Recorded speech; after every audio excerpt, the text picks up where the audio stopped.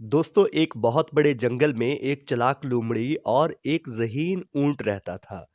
ऊंट बहुत ज्यादा मेहनत करता, भारी भारी बोझ गर्म रेत के पार लादते हुए ले जाता, जबकि लोमड़ी आवारा घूमती फिरती रहती।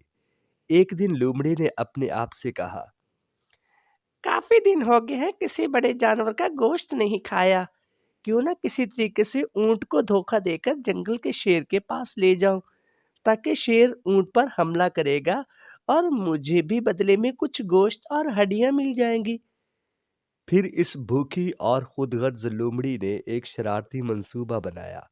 लोमड़ी धोखा दही वाली मुस्कुराहट के साथ ऊंट के करीब पहुंची और कहने लगी, प्यारे दोस्त, मैं एक केलों की बागात के बारे में जानती हूँ, जिसमें बहुत सारे केले और सरसब्ज बड़े बड़े पत्ते हैं।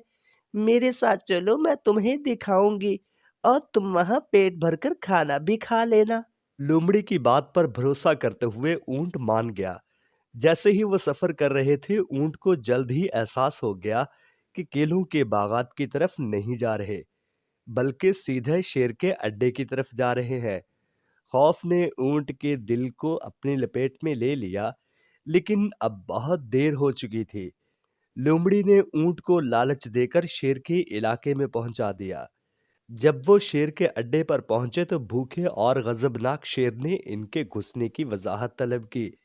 लोमड़ी ने जल्दी से ऊंट की तरफ इशारा किया और कहा, ऐ मेरे सरकार, ये ऊंट बड़ा चालबाज और मगरूर है।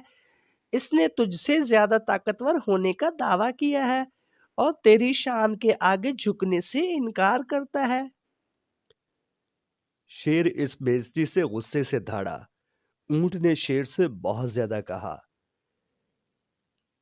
शेर भैया, लोमड़ी इसके बारे में झूठ बोल रही है। मैंने कभी भी अपने आप को शेर से ज्यादा ताकतवर होने का दावा नहीं किया। मगर शेर ने ऊंट की बात पर यकीन न किया और कहा, देखो अरे ऊंट, अगर तुम वाकई मुझसे ज्यादा ताकतवर हो तो मुझे अपनी पीठ पर उठाकर दिखाओ। ऊंट चालाक लोमड़ी की तरफ से दी गई तरकीब को बहुत ही अच्छे तरीके से समझ चुका था और वो जानता था कि वो शेर का मुकाबला नहीं कर सकता।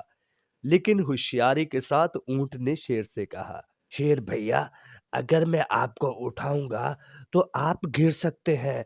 इससे हम दोनों को चोट भी आ सकती है। आप मेरी ताकत का मुशाहदा इस तरह कर सकते हैं कि वो जो दूर खड़ी हथनी है ना, इसको मैं अपने मुंह से पकड़कर तुम्हारे कदमों तक ले आऊंगा और तुम इसे मजे से खा लेना। फिर तुम्हें मेरी ताकत का अंदाजा हो जाएगा कि मैं हथनी को भी उठा सकता हूँ। ये कहकर ऊंट ने हथनी की तरफ दौड़ लगा दी और वहां जाकर हथनी से कहा, हथनी बहन, तुम यहाँ से भाग जाओ।